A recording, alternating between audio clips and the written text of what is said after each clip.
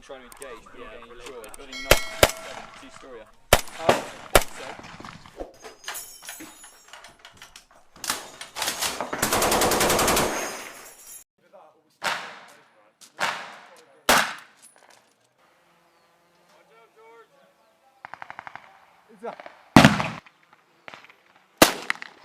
Stop it!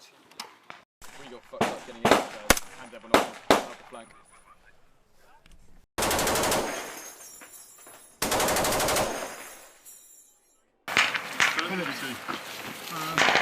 Building, 2 stories, open roof. They're covering the wrong direction. Anything? Troops, someone's doing that foot the ladder at least. Know how many people we can pull back for that. Pardon? The OC wants to know how many people we can pull back for Right, that action. do you need to look at him? From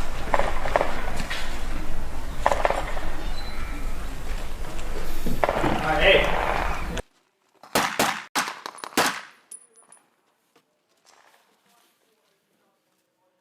What's the top floor of the MG? Top floor 2 times, Roger.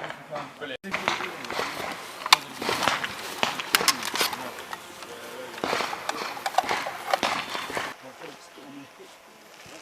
Rapid, let's get in, rapid.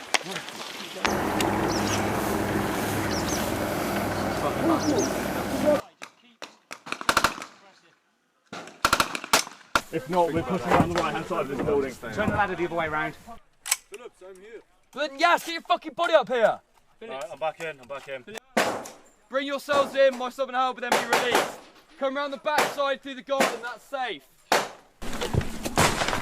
No.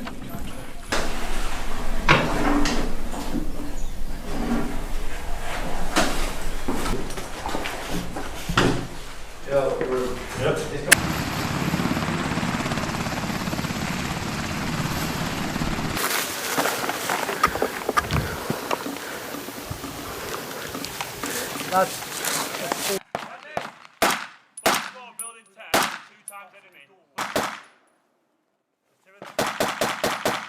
Right, team, can you take over?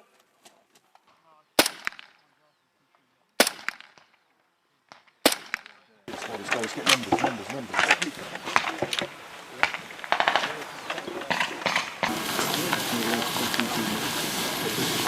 Thank you. You're fucking scene, I'll take over. Permit. Yeah. Pop that there. Just straight away, yeah. Take a look at Lou inside. Yeah, it's seen! Get your son here!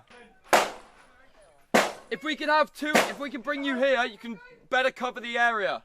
Back to your own section. More of a... So is there more clarification on that? Because there's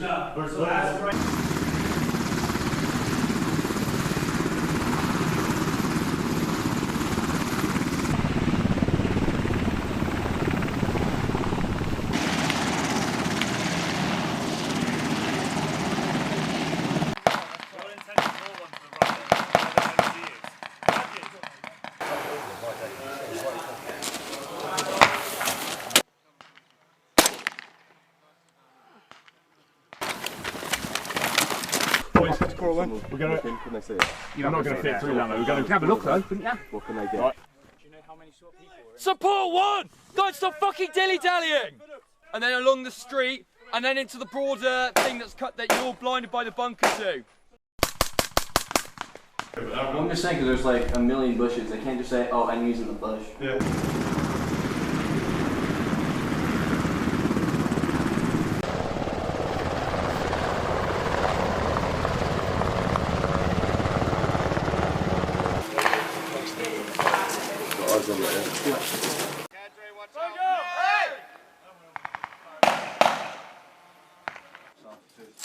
Roger. Right, you've got an F from up. Don't expose yourself! Movement anytime soon. Yeah. But just as soon as the skill push wants it, tell me. Take over stoppage. Right, taking over.